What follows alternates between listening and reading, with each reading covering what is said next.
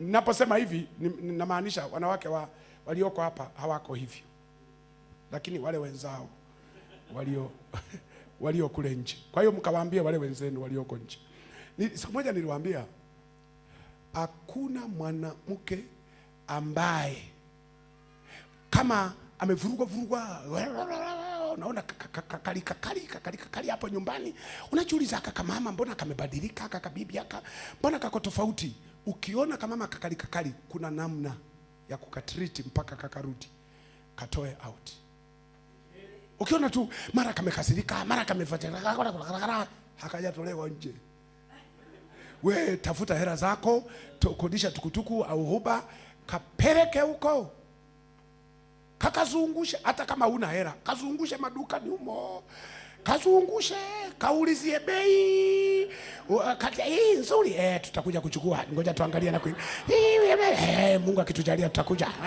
Kazungushe Nairobi, maduka yote. Ukiona kamechoka unakaingiza hoteli. Haya tupate hapana, tuume kakitu hapa. Kanaagiza kuku chips, katakura kama umeshiba, chukua hiyo take away soda, twende tena. Kazungushe.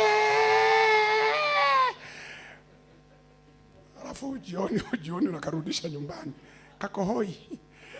Kana baki tu kusimulia watoto. Leo na baba tumezunguka, masufuria yamedondoka. Kwa sababu kadri unavyomzungusha masahani, masufuria, vijiko, usumbufu vinadondoka kichwani. Kwa katarudi jioni keupe. Sometime kanakuwa kakali ni masufuria yamejaa, masahani manini yamejaa kichwani. Ndio kanasema mimi bora tuachane, mimi nimechoka. Hamuna, kakatie tiketi kapeleke Mombasa, kakaogelee kama chura, kanarudi ile divorce kamefuta kabisa. Kwa sababu nawaambiaga siku zote falsafa ya kuishi na mwanamke. Mwanamke ni kiumbe ambacho kinapenda kuzungukwa na material. Ndio maana mwanamke hajawahi kupenda sura ya mtu. Hajawahi. Ukisikia mke anamsifia mume wake, he is handsome anachokisema ni pocket money. Mwanamke hajawahi kupenda sura. Ndio maana mnaona kuna wanaume wamekaa kama wanalia, lakini wamebeba wamama warembo. Mpaka mnajiuliza, hivi ujamaa alitumia uchawi? Alimuoaje mrembo namna hii? Wanawake wapendi masura yako, unachora huna hera, sijui una nini huna hera, unakaanga nywele huna hera. Hawana shida na hiyo hela, kwa sababu wanataka kuzungukwa na nini? Na material. Ndio raha ya mwanamke. Na hata kama yale material hayatumii, lakini hawanayaona. Ndio maana hakuna kitu mwanamke anapenda ndani akiangalia mchele upo, maharage yapo, nini ipo, mafuta yapo, akifungua kwenye freezer anaimba wimbo hauna manoti. Nasikia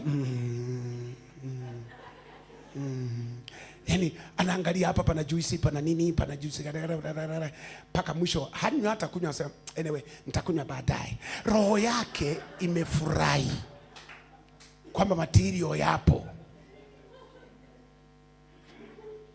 Amen. Ndio maana wanatusumbua sana.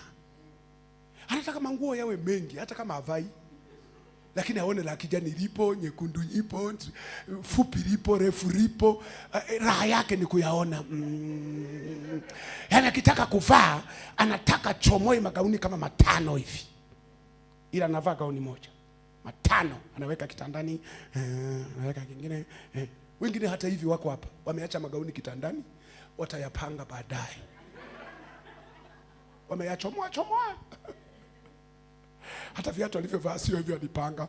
Amejaribu vingi, akaja. Kuna wengine mpaka kapaka nini akafuta. Kuna akaja. Yani raha yake ni kuona material ni mengi. Na ndio maana nawaambiaga wanaume, ukikaa na mwanamke hakikisha humwachi, msaidie katika kila anachokifanya, ili muwai, vinginevyo utakwazika. Wale walio na magari watakubaliana na mimi, wanakwazika kila siku. Kwa sababu gani? Hawajui falsafa ya kuishi na mwanamke. Mwanamke hapaswi kumwacha wewe utangulie kwenye gari, utakwazika. Mwanamke anataka muandae, msaidie kuchagua magauni, kuchagua viatu, akivaa sukuma aende nje, ni wewe ndio ufunge milango, uende pale ukafungulie mlango, aingie ufunge, alafu baadaye yeye atashusha hata hiyo, anaangalia wewe apanga magia, naenda kanisani. Mtafika salama. Lakini unawahi kwenye gari, unamwacha chumbani, lazima kukwaza. Kwa sababu ulimwacha amevaa, amejiangalia. Hii hapana, hii haijanyoka. Wewe unapiga pale nakuja. Ametoa ile, ameenda kutafuta nyingine. Unapiga honi ya pili, nanda. Kamesha kasirika. Usimwache. Mimi mke wangu niliwaambia wale wanaofuatia mtandaoni. Mke wangu mimi namuwezaga. Najua tu kesho Sunday.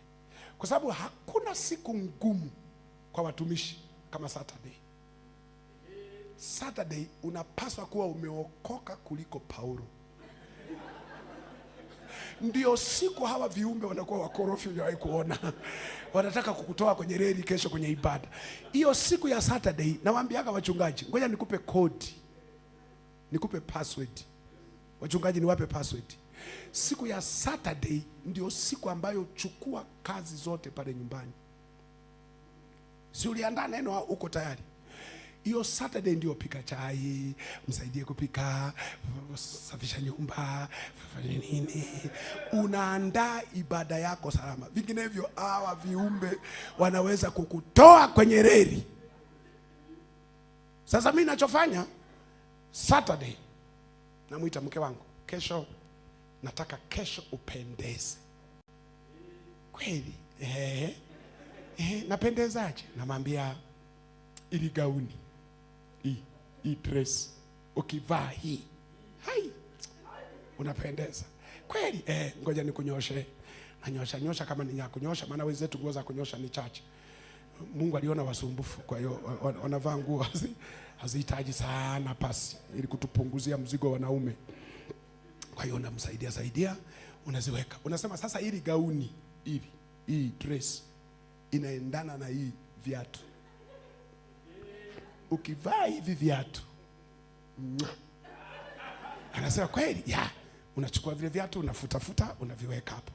Sasa mkoba, unaufahamu mkoba wa hii? Hapana. Sasa unamechisha. Kweli? Unafuta, unaweka. Ushamaliza kazi. Kesho asubuhi ni kuamka, unasukumia bafuni, anaoga, anarudi, pika nini, kuvaa vimejipanga tayari. Kwa hiyo papa unasukumia nje, unaenda, unafungua mlango, unafunga milango, kila kitu, unamwacha hapo, unaondoka. Siku hiyo ibada ni ya baraka. Yaani utakuwa unaupirame, sema baba, kumbe ulicheza naye saikolojia Saturday. Mnaanzika wachungaji? Unajua kuna wakati wanakuvuruga mpaka unafika kanisani mahubiri yamepotea. Unaanza kutukana watu. Hey, wanawake wengine mbwa. Wewe ni mbwa wako, peleka katibiwe. Sisi wake zetu hawana shida. Unanisikia ninachokisema?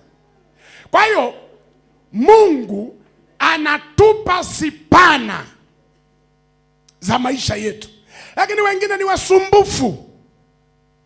Lakini mpaka uweze haya mambo, lazima Bwana awe pamoja na wewe. Biblia inasema Sauli akajua Daudi ametenda kwa busara kwa sababu Bwana alikuwa pamoja na yeye. Si ndivyo alivyosema hapo? Akasema ameniacha mimi, yuko pamoja na nani? Na Daudi. Na amekiri kwa sababu ya zile busara. Ndio maana nimekwambia mama, huyo mwanaume hata kama ni msumbufu kiasi gani, lakini ndio sipana yako. Amen.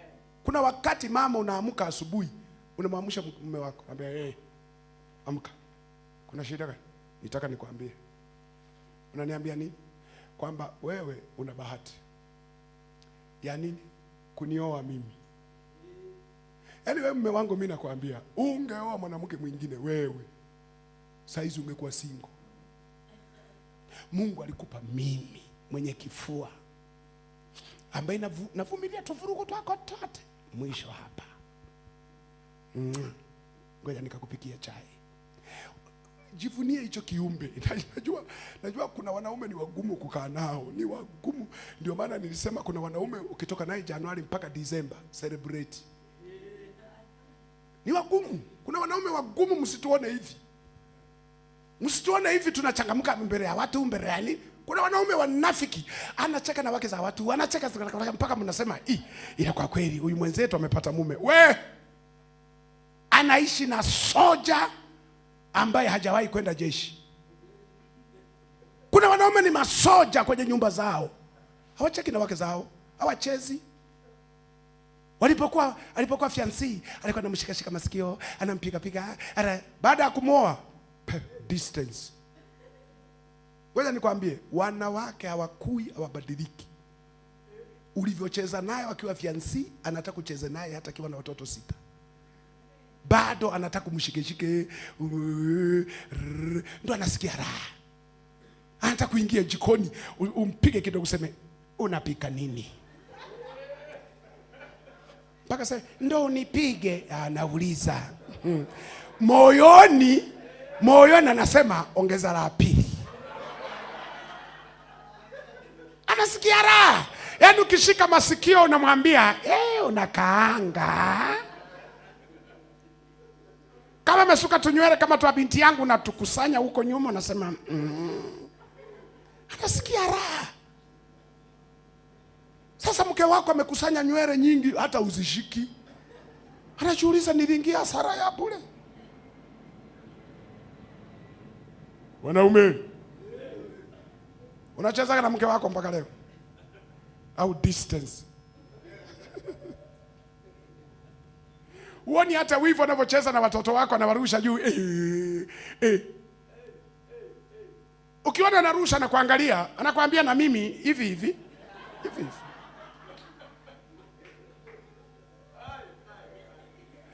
Jana mimi niliwaambia maisha ni simple, ila sisi ndio tumeyafanya yawe magumu, kwa sababu tunaishi tofauti na Mungu alivyotuumba. Maisha, kuna watu wanasema maisha magumu, dunia ni ngumu. Sio ngumu, wewe unaishi tofauti na principle yake. Umeweka vitu serious wakati mambo mengine hayahitaji userious. Unanisikia? Kwa hiyo mtu akiwa pamoja na Bwana, tunategemea hekima na busara kama za Daudi zitakuwa ndani yako. Amen. Na ndio maana kesho nitawaambia vizuri. Ndio maana tunatamani haya mafundisho, kazi yake yakiingia ndani yako yakakubadilisha, yaondoe roho mbaya. Maana wewe ni kiumbe uliumbwa kwa mfano wa nani? Wa Mungu. Hasa kama mfano wa Mungu, mwenye upendo, mwenye kujali, mwenye kuheshimu. Alafu hivyo vitu hatuvioni ndani yako, ndo tunauliza hiyo sura na mfano ndani yako ni wa nani? Maana ungekuwa wa Mungu tungeiona picha ya Mungu ndani yako. Lakini sasa tunaiona picha ya mtu mwingine, picha ya shetani ambaye ni katili. Biblia inasema roho mbaya ikamwingia na Sauli, akachukua mkuki. Fikiria roho mbaya. Kwa nini tunasema hizi roho mbaya zituondoke? Hivi tuulizane swali, kosa la Daudi lilikuwa ni nini? Kumsaidia vita? Maana wanajeshi walishashindwa, makomando wamenyosha mikono, paka Sauli ametoa na ofa. Amesema atakaye muua yule jamaa nampa nani? Binti yangu. Wakasema huyo binti yako ataolewa na kaburi, kwa sababu kulisogelea lile mjamaa unasogelea kifo. Baki na ofa yako. Daudi anafika pale, anamwambia, "Mbona mnamwacha anatukana?" Wakaambia, "Wewe umuoni." Sasa hapana, hata kama namuona, lakini inawezekana namtukana Mungu. Akasema, "Wewe mtoto tulia. Sasa mimi mniruhusu." Sasa hujawahi hata mafunzo ya kijeshi. Akasema sio swala la mafunzo hapa, ni huyo Mungu anayetukanwa yuko pamoja na mimi, ndiye atakayepambana naye. Ndio maana akamwambia Goliath, na kujia kwa jina la Bwana wa majeshi. Manake huyo mwenye hayo majeshi, mimi nakujia kwa huyo Bwana wa majeshi, ndio nakujia. Biblia inasema wakati Goliath anazungusha ile kombeo Daudi, Goliath alifikiri Daudi anacheza muziki, kumbe anamulia timing.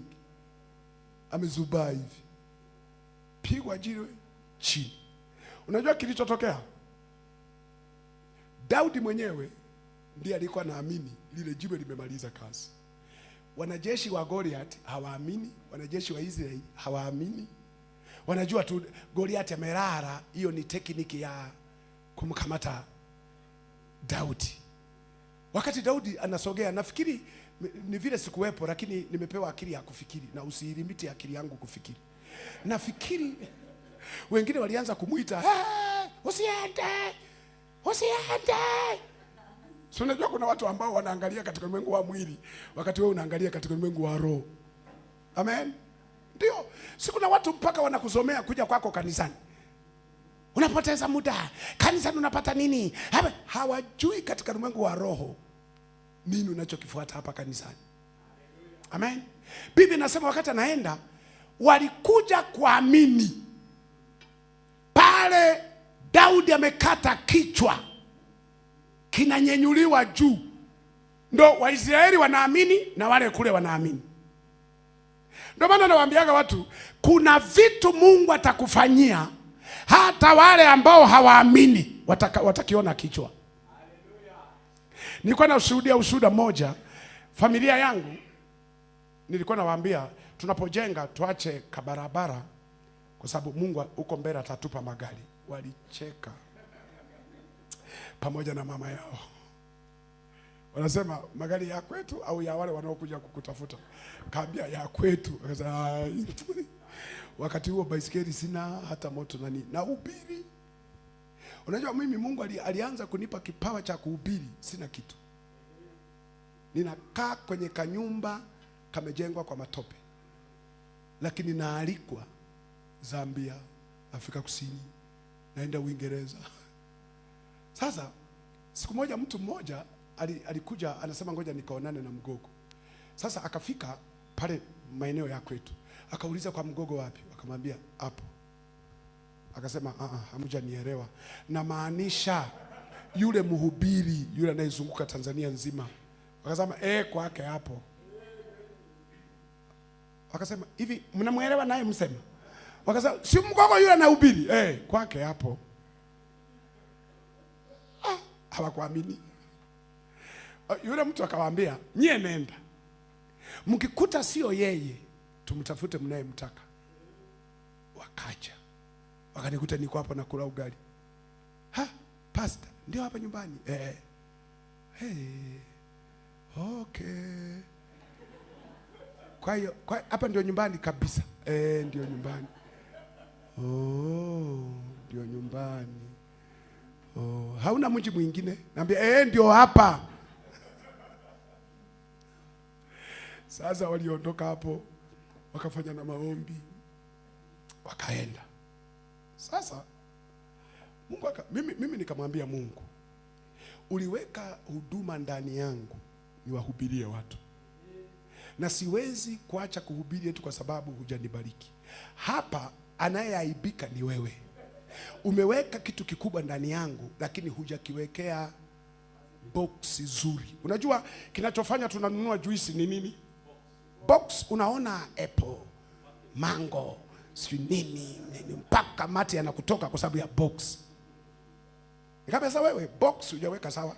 Juice iko sawa, box haliko sawa. Fanya kitu. Unajua Mungu aliniambia wewe umehubiri principles za kupata. Principles za kupata ni kutoa. Tukawa na mkutano pale kanisani. Nikasema hapa. Umewahi kutoa sadaka mpaka moyo wako unahamia humo? Umewahi kutoa hiyo sadaka mpaka moyo unahamia kwenye chombo cha sadaka? Yaani unarudi nyumbani unasema hivi, nilikuwa na akili timamu au lakini nikasema hivyo hivyo. Nikamwambia Mungu, sinunui kitu kwako, lakini nataka nionyeshe vitu vizuri vinatoka kwako. Na mimi najisacrifice. Huu mkutano nikaachia. Mchungaji akaomba, baba waliotoa wengine wanataka nyumba. Nasema yes, ni mimi. Ni mimi kabisa, ni mimi hapo. Wabariki wengine usafiri, ngambia huo baadaye, ni nyumba. Tumemaliza mkutano tukakaa kama muda mfupi, ndio nikapata safari ya kwanza na alikwa Marekani. Na passport nikatafuta haraka na nini. Unajua hata nilipoenda pale, mnajua sisi Kiingereza sio wazuri sana.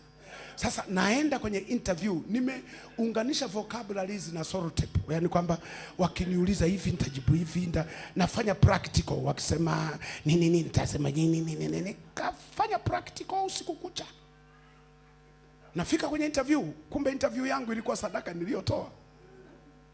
Wakaniuliza tu, unaenda wapi? Marekani. Kufanya nini? Kuna conference. Okay. Come tomorrow, take your visa. Kwa yale yote nimeandaa bure. Ndio sentence mbili. Natoka hapo nimefurahi. Umepata visa? Ndio nikaenda Marekani. Nimefika Marekani kule, nikahubiri makanisa kama 4 ya Marekani ya wazungu. Makanisa mangapi? Mnaelewa Marekani lakini. Na bahati nzuri nilimkuta mtu ananisemea kuliko, anasema huyu jamani mhubiri lakini masikini kabisa, analala kwenye kichaka. Hana hata nyumba. Kwa wazungu sasa wakaachilia hapo sadaka zao. Sasa nilipotoka Marekani, nyumba inaponaje? Nimehubiri makanisa 4. Wanasema ukale kwenye njiani. Nini nakula njiani wakati kwenye chakula kwenye ndege? Nilipofika nyumbani nikatoa tuzaka na shukrani zote. Ni mchanga, ni mawe, ni magari yanapishana pale nyumbani. Paka wengine wakasema huyu atakuwa amejiunga Freemason. Amepata wapi hela? Umewahi kuona nyumba inaisha ndani ya miezi 3? Kuisha kabisa. Kanyumba kaamana. Sasa hata wandugu wakija, sio ya ajabu sana, lakini sio ile ya ndio hapa. Ndio baadaye nikamwambia Mungu, sasa unipe gari. Niliwaambia watoto magari yatakuja hapa. Na nikasema kwa sababu hata mke wangu